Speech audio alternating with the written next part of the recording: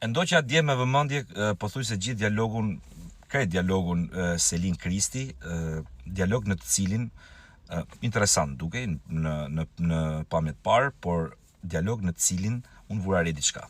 1% u fol për ndjesitë e veta familjare, kështu me radhë jashtë shtëpisë. 2% u fol për punë tjera dhe 97% u fol për mirin. Pra, pyetja është pse Selin bën kryefjalë të një bisede me dikë tjetër mirin, ndërkohë që mund ta bëj me mirin këtë bisedë, sepse kanë gjithë ato ditë bashk, kanë ndërtuar një strategji bashk për cilën miri ka pas levërtitë e veta, por dhe Selin ka pas levërtitë e veta. Askush nuk e ka bërë Selin me zor që të ndërtojë një strategji me mirin, atë strategji që sot kjo e quhen strategjia e krevatit.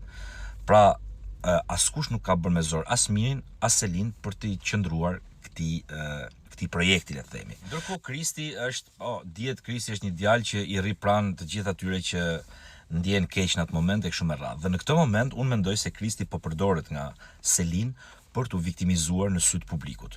Që do thotë Selin po e përdor Kristin që t'i thotë historinë e saj me mirin për t'i treguar atij, jo atij në fakt, por publikut, kamerave, prajmit, opinionistëve dhe gjithë neve se sa keq është ndjer ajo në këtë marrëdhënie dhe se sa e përdorur na qenë ka ajo. Pra, po përdor Kristin për t'u viktimizuar. Mirë po, harron Selin që ne kemi parë gjithë që në historinë e krevatit janë të përfshirë Miri dhe Selin me aksione të barabarta, 50% me 50%. Askush nuk ka detyruar askënd që të jetë pjesë e kësaj strategjie. Dhe tani unë kam thënë që në fillim që Selin është një lojtare egocentrike, nuk i intereson askush.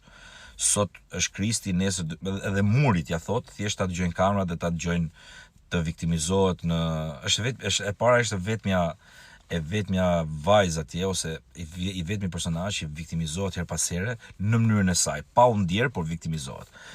Është e vërtetë edhe tjetra që është vajza, po them personazhi kryesor vajzë në shtëpi, dhe tani ajo ç'a bën? Merr Kristin dhe shfrytëzon momentin, se edhe Kristi është në një moment të dobët, pas asaj që bëri, pas etj, shfrytëzon momentin e tij të dobët dhe e detyron, e detyron atë të dëgjoj hallin e madh që i ka rënë, që në fakt hall që e ka bërë vetë.